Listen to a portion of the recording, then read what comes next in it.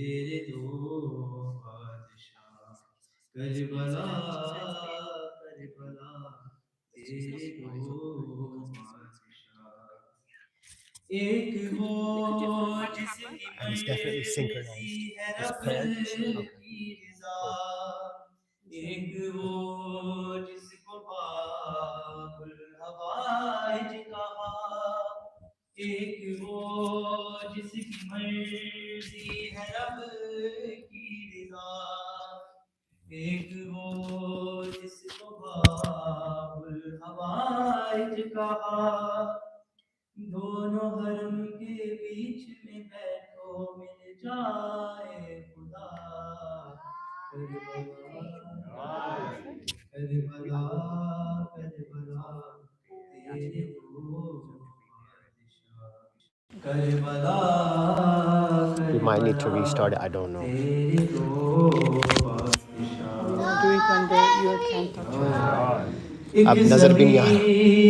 کا مالک ہے شاہ امم دوسرے کی نشانی ہے مشق و علم ایک سبیلوں کا مالک ہے شاہ امم دوسرے کی نشانی ہے مشق و علم آج تلک دیتی ہے صدائے میرے الفما کربلا کربلا تیرے دو بادشاہ کربلا کربلا تیرے دو بادشاہ ایک عطا ہی عطا اور شفا ہی شفا ایک سخا ہی سخا اور وفا ہی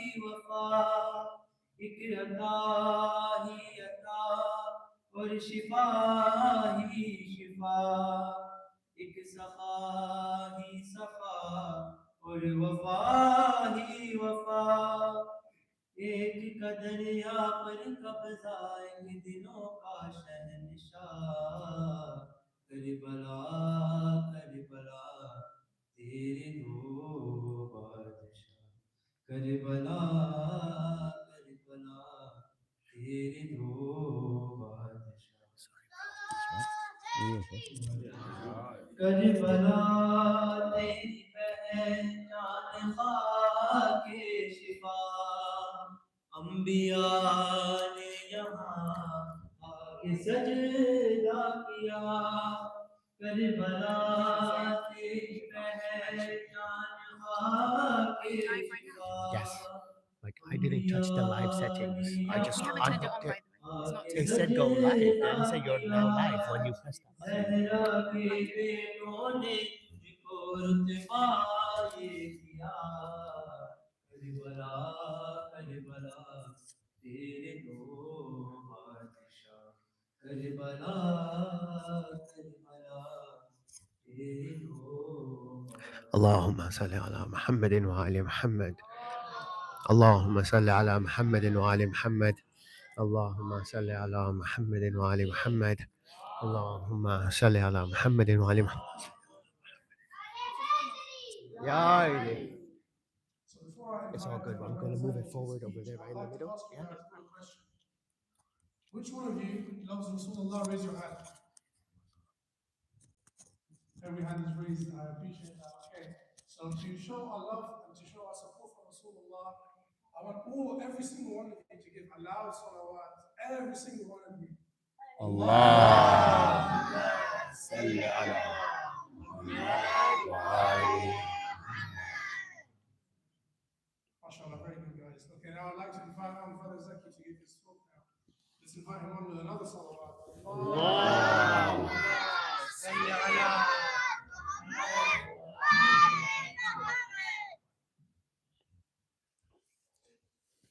Recite another loud salawat ala Muhammad wa ali Muhammad. This one working? Is this one working? Yeah, you're gonna have to recite another loud salawat for me, guys. We're switching the mic.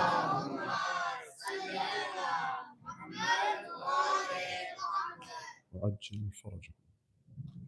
Yeah, that sounds like it's working well. أعوذ بالله من الشيطان اللعين الرجيم. بسم الله الرحمن الرحيم. الحمد لله رب العالمين. الصلاة والسلام على سيد الأنبياء والمرسلين خاتم النبيين بالقاسم محمد. اللهم صل على محمد وعلى أهل بيته الطيبين الطاهرين. أما بعد، فقد قال الله الحكيم في قرآنه الكريم وهو أصدق القائلين قوله الحق. بسم الله الرحمن الرحيم. تلك أمة قد خلت لها ما كسبت ولهم ما كسبتم ولا تسألون عما كانوا يعملون. صدق الله العلي العظيم. صلوات. اللهم صل على محمد وآل محمد وعجل فرجهم. Can anybody remind me what it was we spoke about yesterday before we begin? Respecting your parents. How do we respect them? How do we take care of them? How do we behave with them? That's what we spoke about, right? And today, I want to take that step forward because the overarching theme over these past few days is akhlaq. And I want to take that forward and look at our akhlaq with our community, who our people are. Nice one. Recite aloud, Salat ala Muhammad wa ala Muhammad.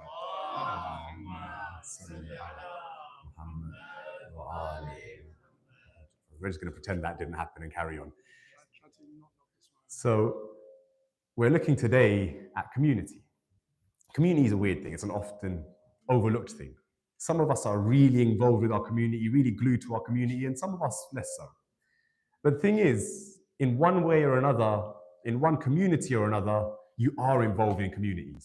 Each and every one of us is involved in communities. Why? Because as humans, we need to be. The way we're built means we need to be part of a community. And those communities, they change, they're different. Each of us is part of different types of communities. A community is literally just a group of people who share something in common with each other. And they come together over that thing that they share. So for instance, a lot of you will be part of the community of your school. I went to a school called Ernest Bevin, so I'm part of the Bevin community. I also went to a sixth form called Graveney, which is where Ayan also goes now in secondary school. So we would both be considered part of the Graveney community. Again, me and Ayan, I'm using him as an example because he's also from Tooting, where I'm from, so we have a fair bit in common. We're both from Tooting in South London, so we're part of the Tooting community.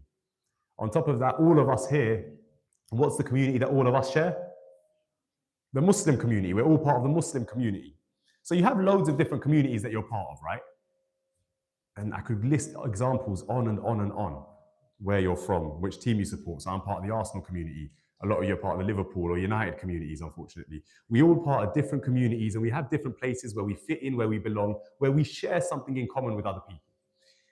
And that's what a community is. It's just a place where you share something in common with other people. But here's the thing. The way we're built, the way humans are, when you have a community with other people, when you share something in common with other people, it brings you closer to them.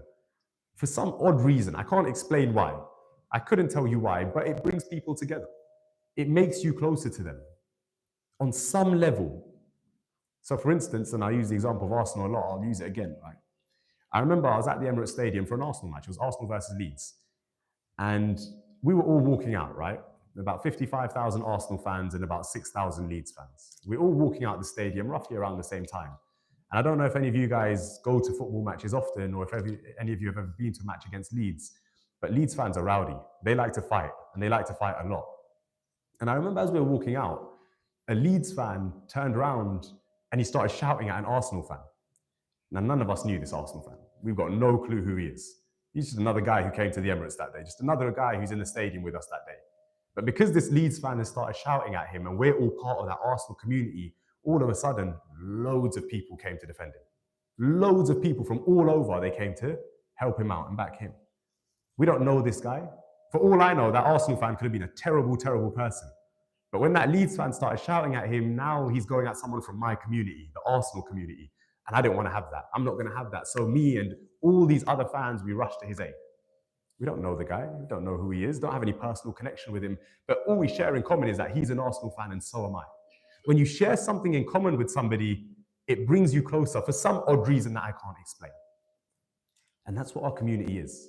Your Muslim community, when you recognize and feel that you're part of that community, if you see something happening to somebody else in that community, you'll feel it as though it's happening to you as well. It will hurt you. It may not hurt you as much as it hurts the person it's happening to, but it will affect you. When you see Muslims doing something good, you'll be happy about it. I don't know how many of you guys will have heard of the Grenfell Tower fire. What happened was a few years ago, there was a massive tower block in London. And that tower block caught fire. And a lot of people, they didn't survive that fire. But the people who did, and there were a lot of people who did survive that fire, the reason they survived that fire is because that fire is set off in the middle of the night. And it happened to be Ramzan time. A lot of people had gone to the mosque for Fajr. And as they came out, it was either Fajr or it was Isha. Or was it Tarawih, Isha at night, right? So they've come out after they've prayed. And as they've come out in the middle of the night, they've seen this massive tower block on fire. And the news, I remember seeing it reported on the news that loads of these Muslim boys who came out of the mosque, they ran into the tower to start getting people out of their homes to save them. I've got nothing to do with those guys who did it. It's in a different part of London to me. That happened in West London. I'm from South London. I don't know any of those guys. But when I saw that on the news, it made me happy. These are Muslims doing something good. These are Muslims being shown in a good light. And because that's part of my community, it's part of who I am, I cared. I liked that. See, your community, you have a connection with them and you should. And if you don't feel like you have that connection with your community, with your Muslim community, then try and develop it, try and build it. But you have it more than you realize. And the easiest way to tell is when you look at what's going on in Palestine, one of the biggest issues and one of the biggest reasons that so many Muslims support the Palestinian cause today is because we see other Muslims in pain. We see other Muslims being attacked and harmed and hurt. So it sparks something within us. We don't want to see that happening to other people. We see it on a human level because they're humans and they're people. We don't want them to be hurt. But it's elevated even more because they're Muslim. Because we have something in common with them. Because we're part of one community. Even though they live on the other side of the world to us. Even though they live thousands and thousands of miles away, we still care. And that shows the bond of community. Recite aloud, salawat ala Muhammad wa ala Muhammad.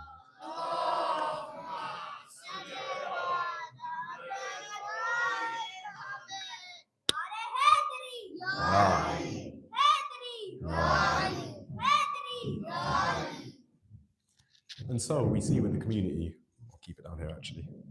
And so we see with our community that we do have some kind of care for them. We do have some kind of relationship with our community. But everywhere where you care about someone, like we spoke about yesterday, that care, you show it by putting in effort. You show that care with how you behave towards them, how you act towards them, what you do for them. If you say you care about somebody, but you don't do anything at all for them, then how much do you really care about them? How much do they really matter to you if you're not doing anything for them? See, we have to look at what we're doing for our communities to see if I'm fulfilling my duty of care towards them.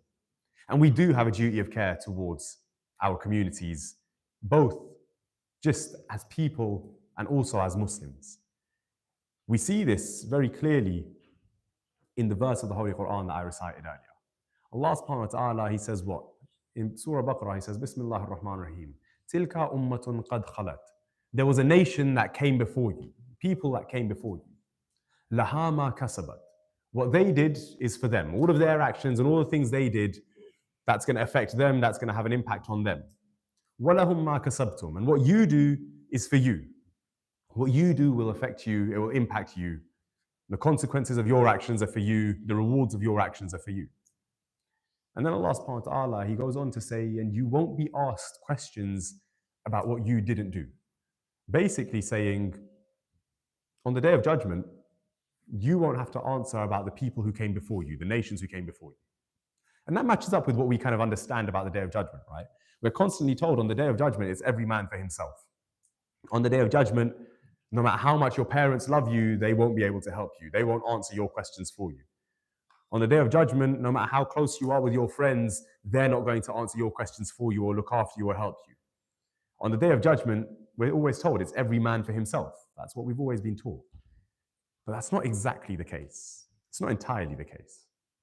Because according to this verse, what Allah subhanahu wa ta'ala is saying is He's not referring to you as an individual. He's not referring to you as just Asad or Muhammad or Ibrahim or Ali. He's referring to you as a group. Allah subhanahu wa ta'ala, where He says, Tilka ummatun qad khalat, He starts off talking about a nation, a group, a community who came before you. Laha ma kasabat, for them is what they did. Walahum ma kasabtum. You see the meme at the end of it. Walahum ma kasabtum, that at the end of it, that means Allah is not talking to one person but a group of people. So here He's talking to the entire nation, the entire ummah, all the people together. For you is what you did as a group, as a nation. And you as a group won't be asked about what the groups before you did. But then it only makes sense that Allah subhanahu wa ta'ala, through what He is saying and what He's also not saying here, it only makes sense then that I will be asked about my people. I won't be asked about other people who came before me who I've got nothing to do with, but my people, my community, my nation, I will be asked about them. Allah subhanahu wa ta'ala is telling us we do have a duty towards them. And that duty is what is known as Amr bil Ma'ruf and Nahi anil Munkar. Now, for those of you who don't know what that means, Amr bil Ma'ruf. Amr means to give someone an instruction. Amr bil Ma'ruf means to instruct somebody towards that which is good, to drive someone towards good things, to encourage them to be good. And Nahi anil Munkar is the exact opposite. It's to discourage them from doing that which is bad, discourage them from that which isn't good. Amr bil Ma'ruf, Nahi anil Munkar. And that's our duty to our community. That's what we have to do. And the thing is, it's not just something that's good to do, it's something that we have to do. It's wajib. And in fact, there's a story of this group of people, this nation, who lived sometime after the time of Nabi Musa. They had this sin, whatever it was, that they kept on doing and they wouldn't quit, they wouldn't stop. They were taught not to do it, they were told not to do it, they were taught what would happen if they don't do it, they were taught about the rewards if they avoid it. Allah subhanahu wa ta'ala, He showed a lot of patience with them, but they carried on doing it. They wouldn't stop. So then came the time where inevitably they had to face their punishment. They had to face the consequences of their action. So Allah subhanahu wa ta'ala, He calls Angel Jibreel and He says to him, Jibreel, go, issue my punishment upon these people. So Jibreel, he goes down to the town or the village where these people are living. And he goes ready to enact this punishment. He goes ready to punish these people on behalf of Allah subhanahu wa ta'ala. But as he gets there, he sees a man who's praying to Allah. He sees a man calling out to Allah subhanahu wa ta'ala. He's locked himself in a room in his house. He's praying to Allah subhanahu wa ta'ala. He's doing dhikr. He's remembering his Lord. And according to the narration, he's in sajda. He's bowing his head down to Allah subhanahu wa ta'ala. So Jibreel comes back to Allah and he says, Ya Allah, it's always been the way that whenever you send down your punishment on people, you take the good people out first. You save them. So like with Nabi Musa, does anybody know how Allah subhanahu wa ta'ala saved the good people in the time of Nabi Musa? That was Nabi Nuh. Nabi Nuh's people were put in an ark. Does anybody know what happened with the people of Nabi Musa? They put blood on the doors, but do you know how Allah subhanahu wa ta'ala saved them? Does anybody on the girls know? He helped them cross the Red Sea by parting the sea. And with Nabi Nuh, what did he do? We heard the answer already. They were all saved by going onto the ark, right? So Allah subhanahu wa ta'ala, He saves the good people in every nation. Before He issues His punishment, He saves the good people. So Jibreel here, he comes back to Allah subhanahu wa ta'ala and he says, Ya Allah, there's a good guy amongst them. There's a guy who's doing sajda, he's remembering you, he's praying to you. So do you want me to take him out first before I punish the rest of the people? And what Allah subhanahu wa ta'ala said to Jibreel, I don't know about you guys, but to me, I found it quite scary when I read it. I found it quite sinister when I read it. Because what Allah subhanahu wa ta'ala says is, He doesn't simply say, don't take him out, no. He also doesn't say that, no, he's going to be involved in the punishment. What Allah subhanahu wa ta'ala says is, bihi tabda'i. What does that mean? Allah subhanahu wa ta'ala tells Angel Jibreel, don't take him out. The punishment starts with him. It begins with him. Before anybody else gets punished, he gets punished first. This is the guy who's locked himself in a room. He's praying to Allah subhanahu wa ta'ala. He's in sajda. Allah subhanahu wa ta'ala is saying He's the first one to be punished. He's the first one that Allah subhanahu wa ta'ala wants to see punished. Why? Jibreel asks the question, Ya Allah, why? Allah subhanahu wa ta'ala responds, all these prayers that He's doing, all this remembrance that He has for me, it's not worth anything to me if He doesn't care when people are going against what I say. If it doesn't matter to Him that people are going against Allah subhanahu wa ta'ala, then the value of His prayers isn't important in front of Allah subhanahu wa ta'ala. That doesn't mean you don't pray. That doesn't mean you don't remember Allah. That doesn't mean you don't do any of that. But if you don't care, if it doesn't hurt you when people go against Allah subhanahu wa ta'ala, then Allah subhanahu wa ta'ala is telling us, your prayers, they don't show how much you love me. They don't show how much you care about me if you don't care when people are going against me. We have to show that care. We have to show that love. Why? Because that love and that care is what will get us closer to Allah subhanahu wa ta'ala. And that is our intention in everything we do. Qurbatan ilallah. To get closer to Allah subhanahu wa ta'ala is our intention in every action we do. Whether it's praying, whether it's, I don't know, going gym or playing football or spending time with your friends or your family or going to school, everything you do, you should do it thinking, I want to do this to get closer to Allah subhanahu wa ta'ala. But if you don't care when people don't care about Allah, if you don't care when Allah subhanahu wa ta'ala doesn't matter to people, then how close really are you to Him? So Allah subhanahu wa ta'ala, He says, that punishment is for Him, and not just for Him, but it starts with Him. We have to do Amr bil Ma'ruf and Nahy anil Munkar, encouraging good and discouraging bad. And when we do it, there's a certain purpose to it as well. It does more for us as well. We're told that Amr bil Ma'ruf and Nahy anil Munkar, they serve two purposes. We see these.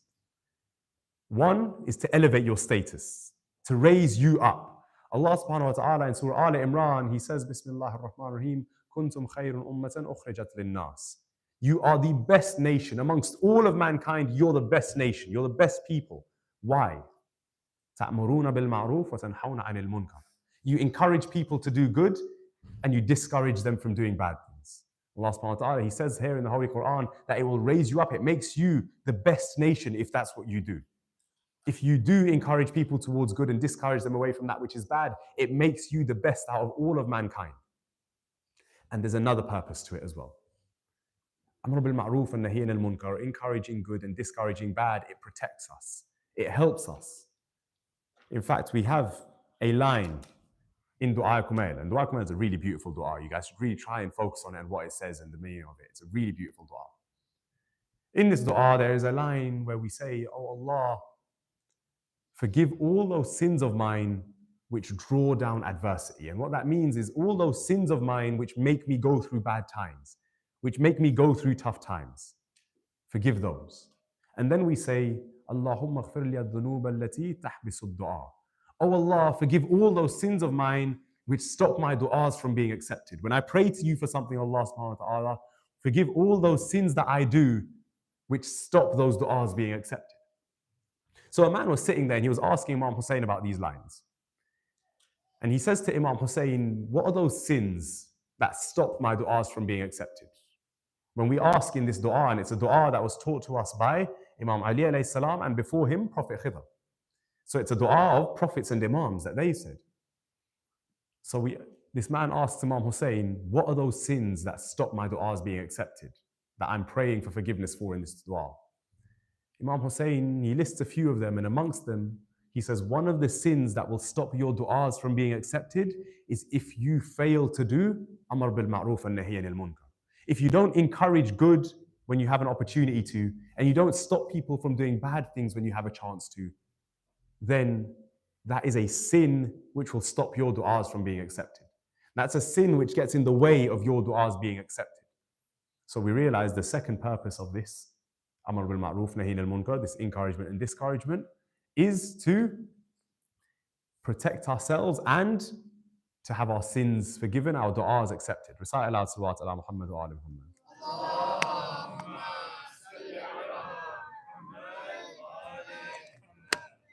وَأَجِّلْ فَرَجَهُ. So, Amr bil Ma'ruf and Nahy anil Munkar, encouraging good, discouraging evil. We can see clearly it's very important. We can see very clearly that it matters. We can see that Allah subhanahu wa ta'ala, He doesn't just want us to do it, but He tells us we have to do it.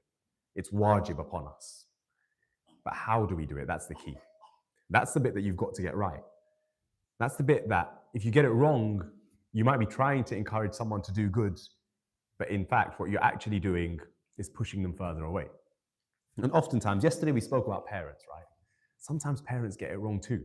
Sometimes parents will tell you off in a way where now you don't even want to do what you're meant to do.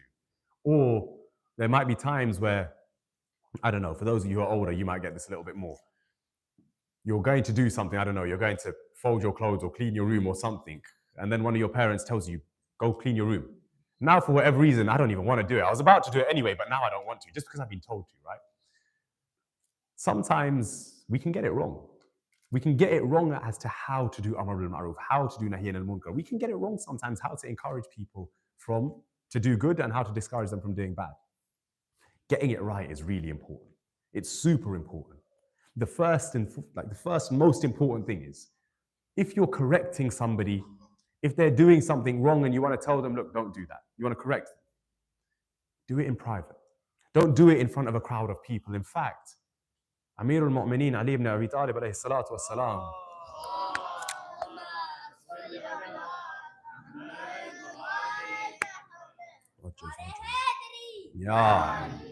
he says that advice that is given in public can make you an enemy, but advice that is given in private can make you the closest of friends. Because if you try and correct somebody in public, in front of a big crowd of people, you correct them, it can feel like you're trying to belittle them. It can feel like you're trying to embarrass them. And people do feel embarrassed. If they're corrected in front of a massive crowd, people do feel embarrassed. So the first thing is do it in private. Do it when it's just the two of you. When you're able to show them that, you know what, I'm not doing this to embarrass you. I'm not doing this to make you seem like you don't know what you're doing or that you're a terrible person. No, I'm just trying to help you. So the first thing is do it in private. And the second thing is that we have to look at what words we're using. In what words are we encouraging people to do good and discouraging them away from doing bad? In fact, we have in the Holy Quran, when Allah subhanahu wa ta'ala sends Nabi Musa to Fir'aun, when he tells Nabi Musa to go and teach Fir'aun that what he is doing is wrong and tell Fir'aun to do the right thing by the people, Allah subhanahu wa ta'ala, he says to him, speak to him in a soft manner. Ya Allah, this is Fir'aun. This is an evil king. He attacks people, he hurts people, he's a tyrant. Why do we have to speak to him in a soft manner? And not just speak to him in a soft manner. Allah subhanahu wa ta'ala, and this is in the Holy Quran, he tells Nabi Musa, oh Musa, don't call him Fir'aun. Don't use the name Fir'aun. Why? Because Fir'aun doesn't like that name. Use the name that he likes. I can't remember exactly what name it is, but he says use the name that he likes because he doesn't like the name Fir'aun. So don't call him Fir'aun when you go and speak to him. And speak to him in a soft tone with nice words. Why? Because if you go to them and you start telling them off immediately, if Nabi Musa went to Fir'aun and immediately he started telling him, you're evil and you're terrible and you're horrible, how many of us are going to listen to what he has to say after that?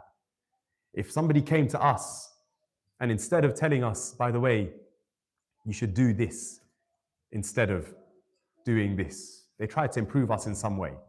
But before they try and improve us, they come to us and they tell us, you're so stupid because you don't know this.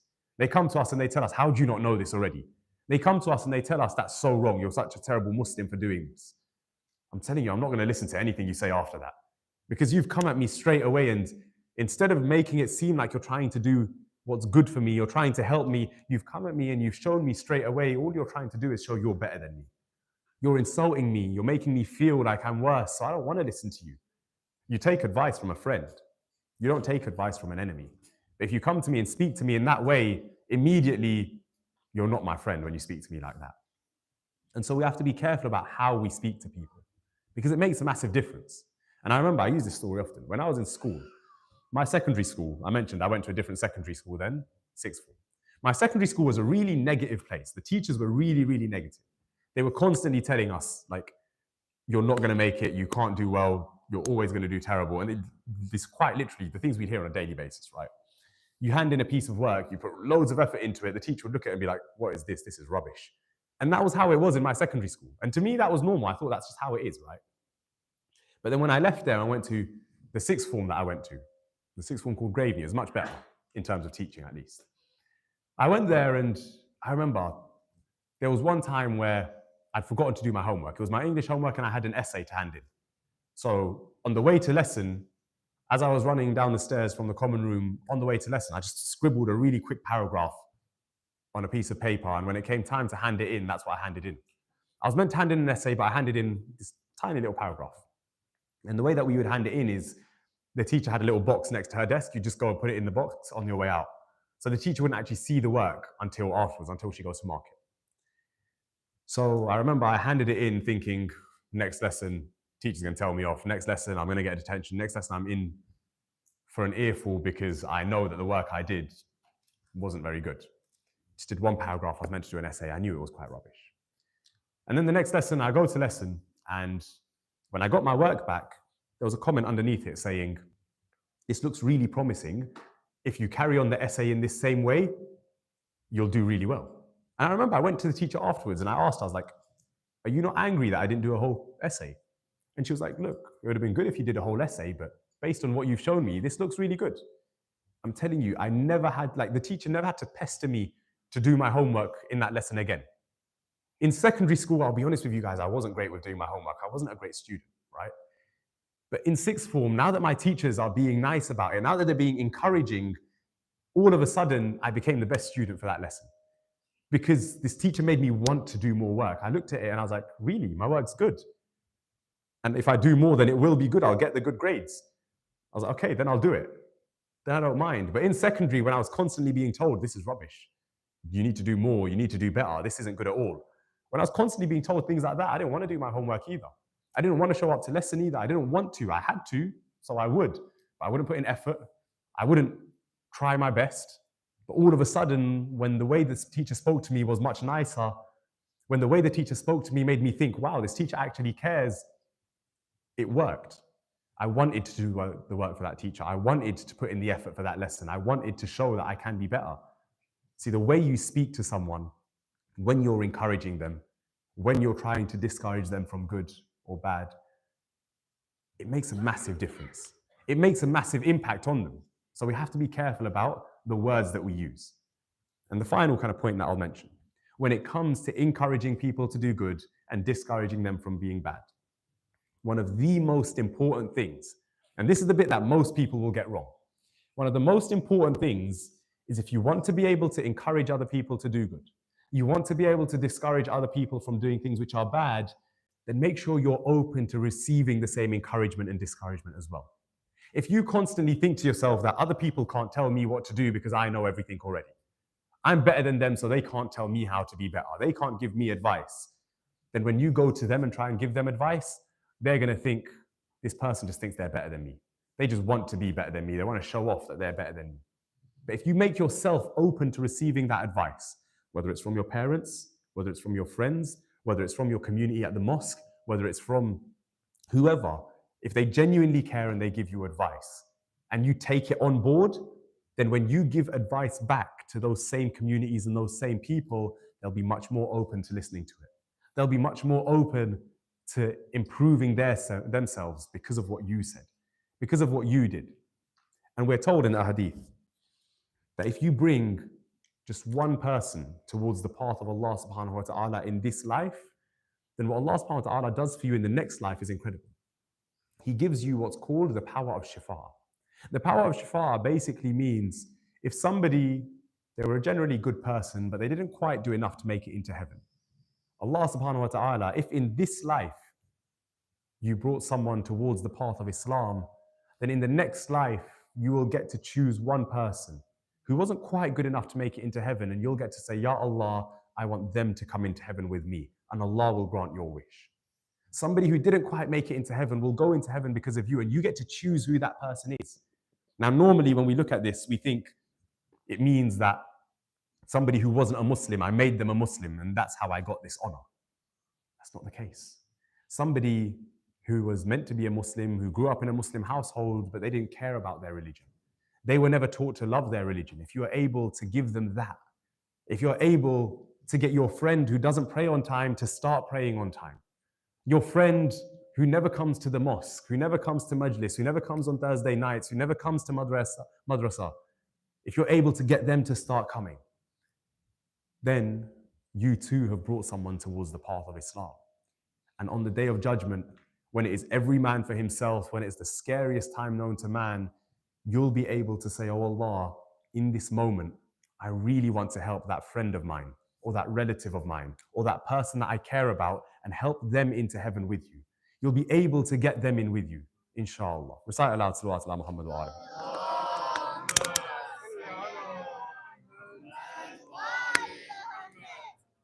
And I said we have different kinds of communities, right? We have different levels of community.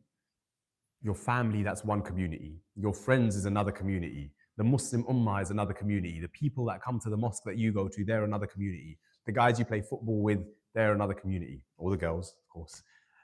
Whoever you spend time with, they become your community in one shape or form. And you have to make sure that you're doing your best to help them. Because when we come to these majalis, right, when we cry over Imam Hussein, our tears, they have a great reward. There's a massive reward for our tears. And in fact, when Bibi Fatima salamullahi alayha asked the Holy Prophet Muhammad Mustafa sallallahu alayhi wa alihi wasallam,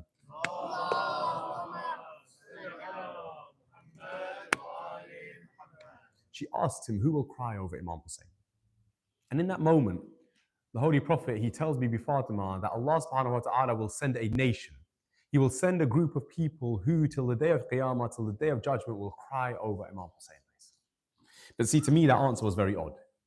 Because Bibi Fatima was asking about Karbala. She was saying, in Karbala, who will cry over my son? And Rasulullah decided to tell her about what's going to happen till the end of time, till the day of judgment.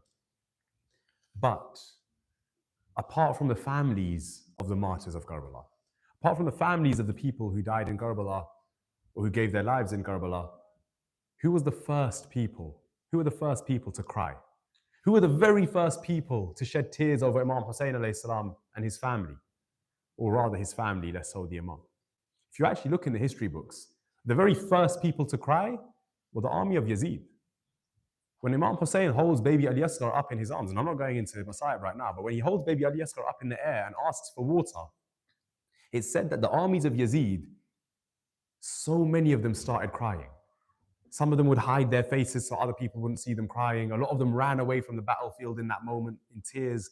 A lot of them actually ran to the river Furat to get water for baby Ali Asghar before their commanders and their leaders told them they can't.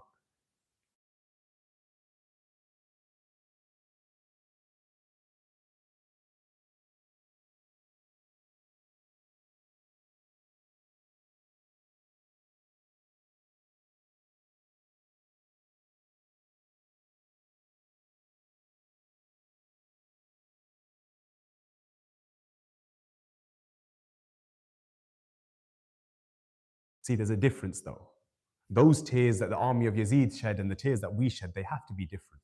There has to be some level of difference. And the difference is when we cry over Imam Hussein, we're not just crying over a sad story. When we shed a tear or when we show we're sad over Imam Hussein, what we're really doing is we're saying, Ya Imam, oh Imam Hussein, I am part of your mission as well.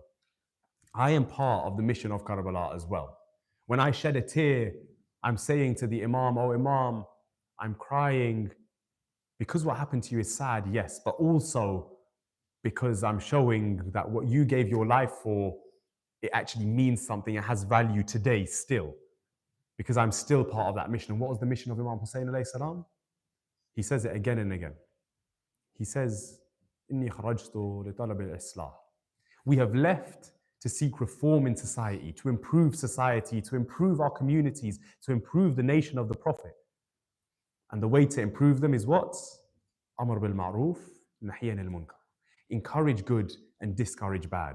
So if you want to be part of the mission of Imam Hussein, if you want to really take away from these majalis what you should, then make sure that every community that you're in, you're improving them, encouraging them, developing them, making them better, and being a part of that community. And you do that by being good friends with the people in that community. You do that by having good relationship with the people in that community. You do that first and foremost by being a strong part of your community. Yeah, that's what we do. And that's what we're here for. And when it comes to the people that you are able to do Amr bil Ma'roof and Nahi anil Munkar with the most, the people you can encourage the most towards goodness and discourage from badness the most, the people you can encourage and improve the most, it's your friends. They're the people that you have most influence over. They're the people who will listen to you the most if they're true friends of yours. And we see the value of friendship in Karbala as well. Because Imam Hussein alayhi salam, he too had his friends around him in Karbala. One of them in particular was a friend of Imam Hussein by the name of Hazrat Habib ibn Mazahir. Imam Hussein alayhi salam and Hazrat Habib, they'd been friends since they were young children, friends since childhood, to the point where there's a time where the Holy Prophet is invited over to the house of Hazrat Mazahir, the father of Hazrat Habib. And Hazrat Mazahir, he says to Rasulullah, "O Prophet of Allah, I wish to invite you to my house. And my son Habib, he really wants his good friend Imam Hussein alayhi salam to come as well. He wants Imam Hussein to come to his house as well." So Imam Hussein alayhi salam and the Holy Prophet, they make their way towards the house of Habib ibn Mazahir. They make their way towards the house of Mazahir. And as they go, Hazrat Habib was only a small child at the time. He goes onto the roof of the house. The roofs in those days, and if you go today to Eastern countries, you'll see the roofs are flat. You can stand on the roof. Hazrat Habib ibn Mazahir, he stands on the roof and he's looking out for Imam Hussein alayhi salam, because he knows he's walking towards his house. As he's looking, he's jumping, he's rushing around from one side of the roof to the other. At one point, he slips and he falls. He slips and he falls from the roof down to the ground. In that moment, Hazrat Habib ibn Mazahir, from his injuries, he does not survive. Hazrat Habib ibn Mazahir, he leaves this world. Now, the father of Hazrat Mazahir, in as much pain as he has invited Rasulullah to his house. It's a great honor to have Rasulullah come to your house. Not everybody gets to have the Prophet visit them in their home. So what does he do? He takes the body of his son, he moves it into one room, he wraps up the body of Hazrat Habib ibn Mazahir. He closes the door to that room, he goes, and when the Prophet arrives with Imam Hussein, Hazrat Mazahir, he holds back his tears, he holds back his emotions. He welcomes Rasulullah into his house. But the moment that Rasulullah enters, Imam Hussein alayhi salam, who is alongside him, he immediately asks, "Where's my friend? Where's Habib? Where is he? He invited me to his house. I want to spend time with him." Hazrat Mazahir, he says, "Habib cannot come right now. Habib, he can't spend time with you right now. But spend time with us, with me and your grandfather. Eat with us, spend time with us." Imam Hussein says, "No, I want to spend time with my friend. I want to spend time with Habib. Where is Habib?" Again, Hazrat Mazahir, he says, "Habib cannot come right now. Just spend time with us." Rasulullah, he sees what's going on in the eyes of Hazrat Mazahir. After all, Hazrat Mazahir is a father. We spoke yesterday about Hazrat Hurr and his son. We mentioned Imam Hussein and his Ali Akbar. When a father loses his son, they can't hold back the pain. When a father loses his son, it is something unimaginable. We spoke yesterday about what it is like to lose a parent. It is so much harder for a parent to lose their child. Hazrat Mazahir, he tries to hold back his emotions, but Rasulullah can see. This is a man in pain. This is a man suffering. So he says to him, "Mazahir, my good friend, my good companion, tell me, where is Habib? What has happened to your son? Why is he not here?"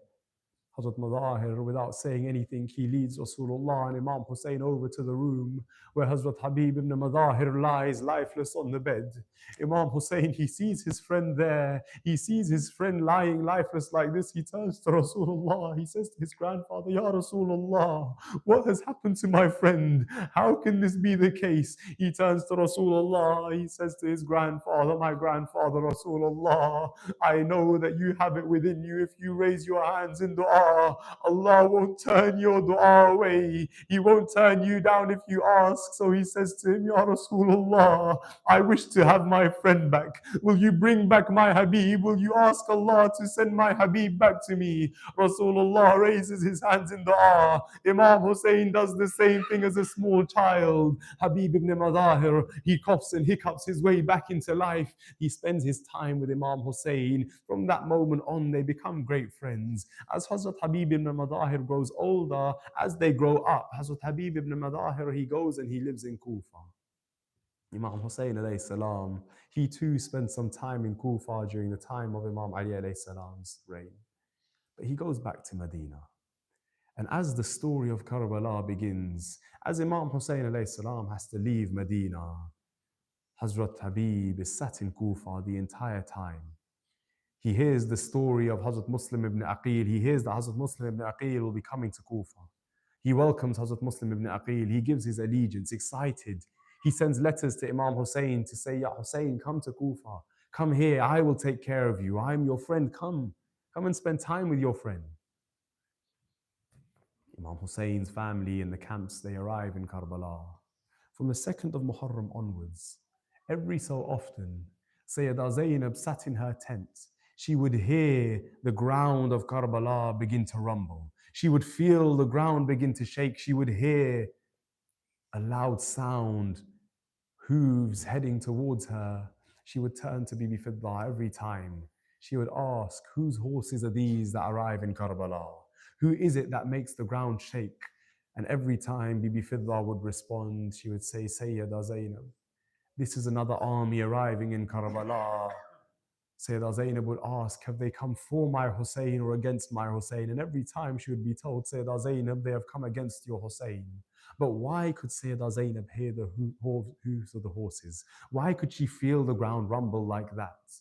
It is because every time an army would arrive amongst the armies of Yazid, amongst the ranks of Yazid's men, what would they do? The first instruction that the soldiers of Yazid would be given as they arrived in Karbala from wherever they were coming from is they would be told to ride out towards the tents of Imam Hussein and just circle the tents a few times, just so that the people in the family of Imam Hussein know there is another army coming to attack us. There is another army coming to fight against us. At one point, Sayyidah Zainab, she turns to Imam Hussein. She calls Imam Hussein to her tent and she says to him, Hussein, my brother, ever since the 2nd of Muharram, I am constantly hearing again and again and again that there is an army coming to fight against us, that people have arrived to take your head, to attack you, to kill you. Hussein, tell me, is there nobody who will come to save my brother? Hussein, tell me, is there nobody who will come to help you? Nobody who will come to your aid?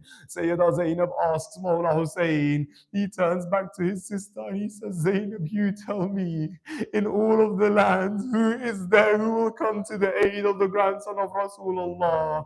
Who is there who will come to help Hussein? In that moment, Zainab looks at her brother. She says, Hussein, I can think of one person. If you call him, there is no way that he will not come.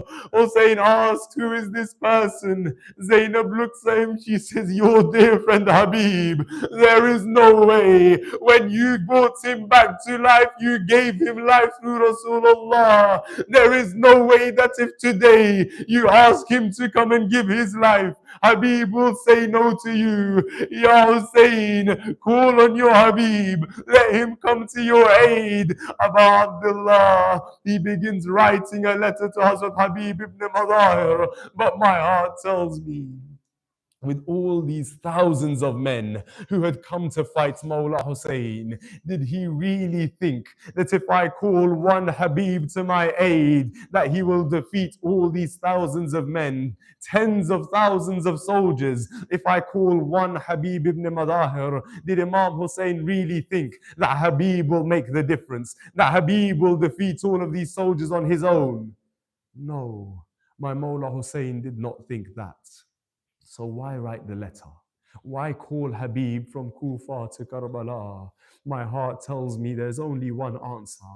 In that moment, as Imam Hussein looks out and he sees armies upon armies arriving to fight against him, armies upon armies arriving to fight against Sayyidah Zainab and the women and the children, armies upon armies arriving to attack his Akbar and his Abbas and his Qasim and Awna Muhammad. Mawla Hussein didn't need one more soldier to come to his aid, but in that moment, all Hussein needed was a friend to stand by his side. All my Mawla needed was his friend to come and be with him. He writes this letter to Habib ibn Madahir. He says, Habib, come to my aid. Hussein is alone in Karbala, surrounded on every side by the armies of Yazid. It is said that when this letter reaches Habib ibn Madahir, Habib is sat in Kufa. He is about to have lunch with his wife and his son when he hears a knock at the door. At this point in Kufa, times are very difficult. In Kufa, the people have been told that they must stay in their houses. There is a curfew. There's soldiers roaming the streets. When he hears the knock at the door, he becomes very worried. Who is there in this time who has come to knock at our door? Who is there in this moment who has come to our house? He sends his wife and his son into another room. He answers the door and he asks, "Who are you?" He sees a stranger in front of him, a man he does not recognize. He asks him, "Tell me, who are you? Why have you come to my house?" The man replies, "I am the messenger of Hussein ibn Ali. I am the messenger of Abu Abdullah, Habib ibn al-Madar." He welcomes him into his home. He closes the door behind him. He tells him, "Tell me, what has come of my Hussein? Tell me, what has my friend sent me? What message has he sent?" The Qasid, the messenger, he hands a letter over to Habib ibn Madahir. He begins reading the letter. Tears flow in the eyes of Habib ibn Madahir. He thanks the messenger, sends him on his way. He turns to his wife and his son and he tells them, "Look, now my friend Hussein has summoned me. He has called me, my Mawla, my master. He has asked for me to come to his aid. I cannot leave him behind. I must go to Karbala to help him." But again, in Kufa, the times were very difficult. You could not walk out of your house, let alone try and leave the city. Why? Because if anybody was thought to be going to help Imam Hussein, they would have been arrested and killed right there and then. So what does Hazrat Habib ibn Madahir do? He gets all his things ready. He takes them to his servant and he says to him, go to the entrance of the city. Wait outside of the city and hide somewhere. I will come and find you. When I find you, I will take the things from you and I will go to Karbala from there on. But I will come a short while later so that if anybody asks me, they do not think that I am going to help my Mawla Hussein. So he gives all his things to his servant. His servant takes his horse. He goes to the entrance to the city. He waits outside the gate. He hides somewhere. And now he sits there and he waits, waiting for Habib ibn Madahir to arrive. The hours go by. The night falls over the city of Kufa. Habib ibn Madahir's servant is sat there waiting and waiting and waiting, wondering, where is my master? Where is Habib ibn Madahir? Where has he gone? In this moment, Hazrat Habib, he arrives where his servant is waiting. As he arrives, he hears his servant talking to his horse. What is he saying? He says to the horse, "Look, I don't know what has happened. Maybe my master Habib has been arrested. Maybe he has been caught. Or maybe it is the case that Habib ibn Madahir has turned his back on Hussein. Maybe he has become afraid. Maybe he doesn't wish to leave his young son behind. Maybe he isn't coming after all."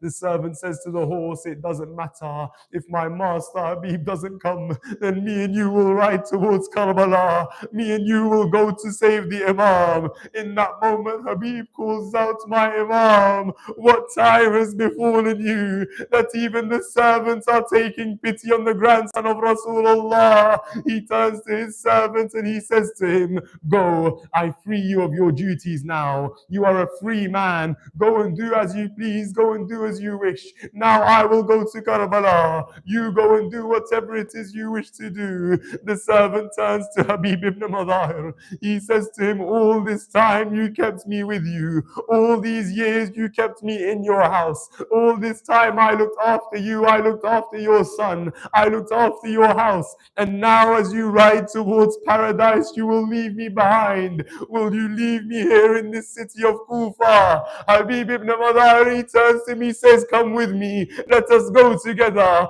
They begin riding towards Karbala. The moment comes where Habib reaches Karbala. He sends his salams on Abu Abdullah. And then as he is there, he is told, "There is a message that has come for you, O Habib." He turns and he asks, "What is the message and who is it from?" Habib is told, "Zainab bint Ali has sent her salams for you, Habib." Habib's tears begin to flow again. He turns and he says, "What time has befallen the grandson of Rasulullah? What time has befallen the daughters of Zahra and Ali that they send their salams on a servant like Habib?" Habib, he returns their salams. The day of Ashura arrives. Habib goes and he gives his life. Abu Abdullah bids farewell to his friend. But the final line of Masa'ib in the story of Habib ibn Madahir is in the streets of Kufa, where Sayyidah Zainab is led through the streets, where Sayyid Sajjad is paraded through the streets. There is a moment where a young child rushes over to Mawla Sajjad. He calls out, "My salams upon you, O my Imam." Sayyid Sajjad, he turns. Throughout the journey, nobody has sent their salams on Sayyid Sajjad till this point. Nobody has been kind to him. Instead, everywhere Sajjad looked, people would be cheering, they would be jeering, they would be laughing, they would be clapping. Somebody would throw stones, somebody would throw sand, and if they had nothing to throw, they would take boiling water and throw that over Sayyid Sajjad. Here, when he sees this person being kind to him, this young boy saying salam to him, calling him my Imam, Sayyid Sajjad looks at him and he says, "Tell me, who are you? Why do you send your salams upon me?" The little boy looks at my Mawla Sajjad. He says, "I am the son of Habib ibn Madahir. My father came to your father's aid, but he left me here in Kufa with my mother." In that moment, Zainab hears this young child speaking to Sajjad. She turns to him and she says, "Tell me, where is your mother?" The boy points to a rooftop. He says, "That roof of that house, my mother is sat atop the roof." Sayyidah Zainab looks up. She sees a woman sat there with her eyes closed, tears in her eyes. Sayyidah Zainab says to the young boy, "Go, tell your mother that Sayyidah Zainab wishes to speak to her." The boy goes, he brings his mother down. Zainab looks at this woman. She says to her, "O wife of Habib, since the day of Ashura, I have been waiting to see you, hoping I would meet you. But why?" Sayyidah Zainab says, "Since the day of Ashura, I know that nobody will have come to you and offered you their condolences over the loss of your husband Habib, over the loss of the father of your child. I wish to come and hold you and hug you. I wish to come and offer my condolences, tell you how sorry I am for the loss that you have faced." My heart goes out to Sayyidah Zainab. Even throughout the moments of Karbala and Kufa, she remembered that Habib's wife had not been told that anybody is sorry for her loss. But what's happened to Zainab when she loses her own, she loses her Muhammad, her Abdullah left behind in Medina, her brother Hussein killed in front of her, who came to tell Zainab, "I am sorry for your loss," who came to offer their condolences to this lady of light. Instead, they would chase her from tent to tent. Instead, they would fire arrows at her. Instead, they would attack her with lances and whips and spears. Who was there for my lady Zainab the way that she was there for everyone else? ألا لعنة الله على قوم الظالمين فسيعلم الذين ظلموا أي منقلب ينقلبون. I will recite dua. You say Ilahi Ameen. We raise our hands in dua and we pray to Allah Azza wa Jal. Oh Allah, accept all our ibadat in this holy month of Muharram. Oh Allah, for all those mu'mineen around the world struggling with ill health, grant them complete shifa. Oh Allah, for all those of our loved ones and all those mu'mineen who have left this world, raise their ranks in Jannah. Oh Allah, hasten the reappearance of the Imam of our time and allow us to enter Jannah under his banner. ربنا تقبل منا إنك أنت السميع الدعاء. ماتم حسين. يا حسين يا حسين يا حسين يا حسين يا حسين Ya Hussein, Ya Hussein, Ya Hussein, يا حسين Ya Hussein, يا حسين Ya Hussein, يا حسين Ya Hussein, يا حسين Ya Hussein, يا حسين Ya Hussein, يا حسين Ya Hussein, Ya Hussein, يا حسين Ya Hussein. Is it on? Ya Hussein, Ya Hussein, Ya Hussein, Ya Hussein, Ya Hussein, Ya Hussein, Ya Hussein, Ya Hussein, Ya Hussein, Ya Hussein, Ya Hussein, Zara Jaya Nasra Ghazi. Zara Jaya Nasra Ghazi. Zara Jaya Nasra Ghazi. Zara Jaya Nasra Ghazi. Zara Jaya Nasra Ghazi. Zara Jaya Nasra Ghazi. ہویا کربل ہویا کربل ہویا کربل دے وچ جدا غازی زارا جایا لایا سرا غازی زارا جایا لایا سرا غازی زارا جایا لایا سرا غازی زارا جایا ناصرا غازی ہویا کربل ہویا کربل ہویا کربل دے وچ جدا غازی زارا جایا ناصرا غازی زارا جایا ناصرا غازی زارا جایا ناصرا غازی اج بھی بنتے حسین روندیے اج بھی بنتے حسین روندیے اج بھی بنتے حسین روندیے اج بھی بنتے حسین روندیے حق میرے قید تو چھڑا غازی زارا جایا لایا سرا غازی زارا جایا لایا سرا غازی زارا جایا لایا سرا غازی زارا جایا لایا سرا غازی زارا جایا ناصرا غازی چھ جگہ تو حسین چنیا ہے چھ جگہ تو حسین چنیا ہے چھ جگہ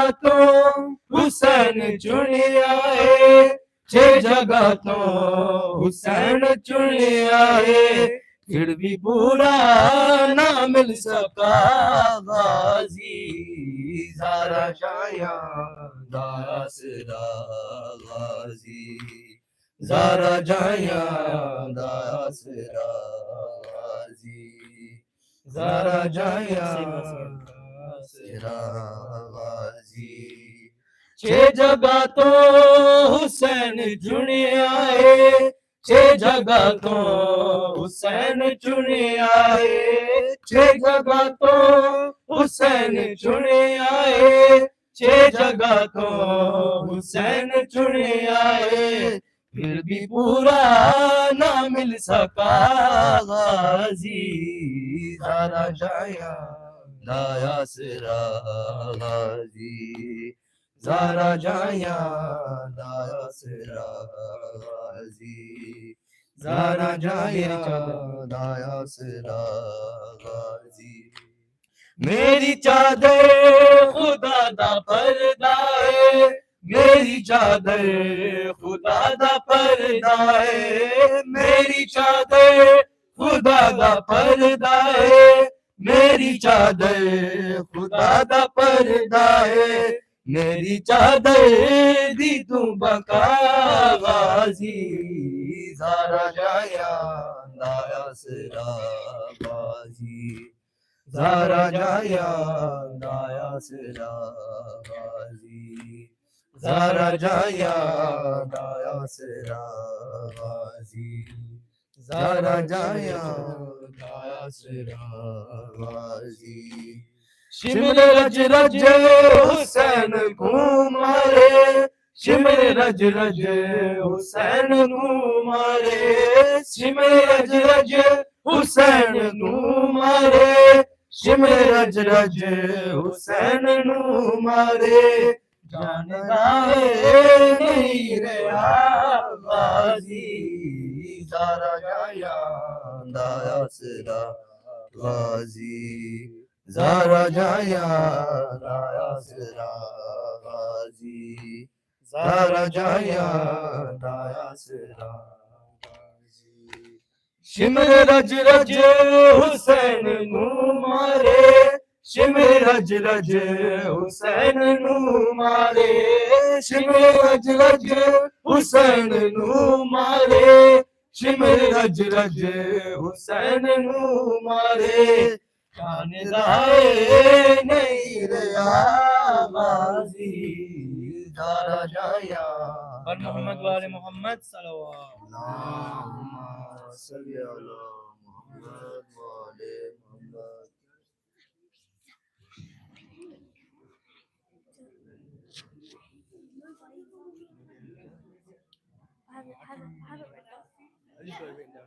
Okay, go on.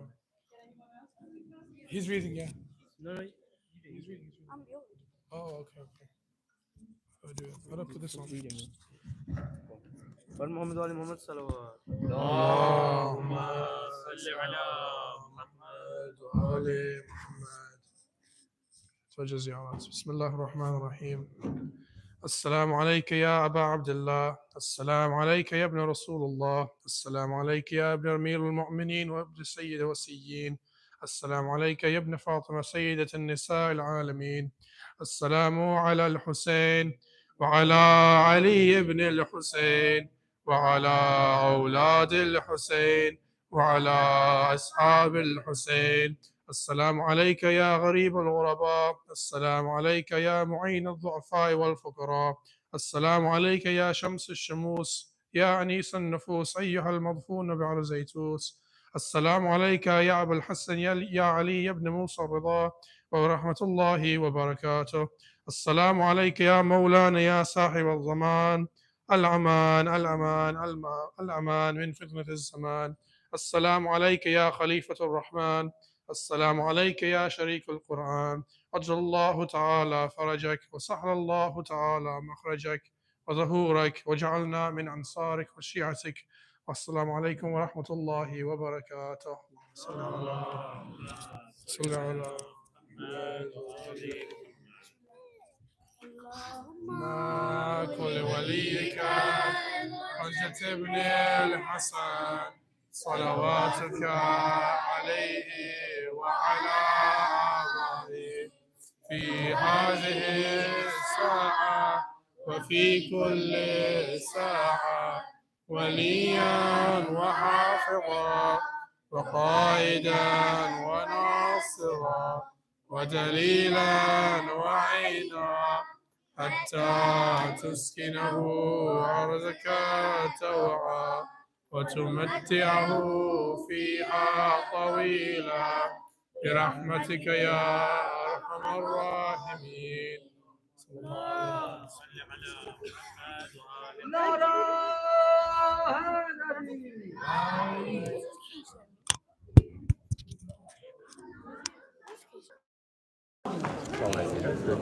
Yes, bro. Long time, bro. Alhamdulillah. How you doing, man? You good? Long time. How's things? Yes, bro. Sick. You gonna be here tomorrow?